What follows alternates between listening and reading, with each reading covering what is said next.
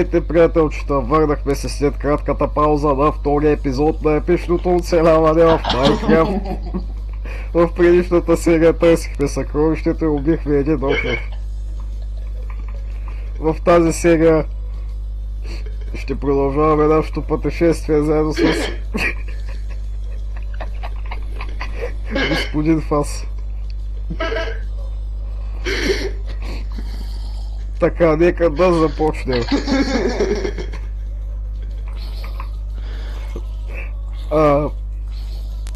Така. Добре. Оп. Кришна, благодаря ти. Кришна. Моя любов първа. Виж, бързо има земята, ама. Да, така. Търсихме съкровището, но както разбрахте от предишната серия, не успяхме да го намерим. Затова продължихме нашето пътешествие и намерихме земя. Нова земя. Не знам как се казва. Заповядай. Но... Не! Край. Така. Още един дума мога да направя. Да. Трябва да се снимаме в Холивуд някой ден. Не, да. Айде бързо. Трябва да стигнем до... Руби се. Не, това да пуделчо от на пуделчо от Винланд Сага, помниш ли го? Не замърсяваш екологията, човек. Трябва да се сява екологията, да може рибките да не се задушават от найлоновите плекчета. Ужас, ние намерихме пустиня, виж каква хубава пустиня, красива. Не е пустинята. Това е острова, който търси сега. Да. Според мен е това. Да, то... съдбата ни отведе до тук. Не, това не е остров, няма да се страх. Искам остров. Да. Ти знаеш ли, че всички континенти са острови? Не, сега разбирам. Така ли? А земята сама по себе си не е ли остров? Зависи как го възприемаш.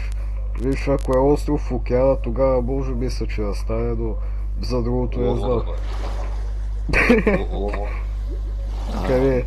Локва океана... Какво ако не океана е локва, локвата е океан? Да. Ай, викаш и двете. Така ли? Да. Може да се каже. Това е савана. Нямам си никаква представа. Къде ме докара? Савана не, дойдохме до Африка, Нигерия. YouTube, моля, не блокирай клипчето, това е държава, а не човек. Да. Ето го, жителя на държавата. Жителю, Не, това е Рустак. нова лодка може да отидем на по-хубаво място за нас. Къде ти е лодката, приятелче? Приятелче, някъде изгубих по пътя. Какво ще правим сега, приятелче? Ще направиш много, моля. Разбира се, приятелче, за теб винаги. Благодаря, приятелче. Така. Добре, приятелче. Приятелче, може ли да се върнеш или? Какво? Извиняй, прости ме, приятелче. Няма защо. Ола. Няма ли да тършиш? Мама го. На мен не го дай. Прости ме. Приятелче, защо не мога да те набия в лодка? Гледай сега работата, приятелче. Приятелче, знаеш ли на къде караме? Да. Леко. Съдбата на Кришна ни отведе към това ново приятелче и може би бъдещ фен на нашият велик канал. Айде, приятелче.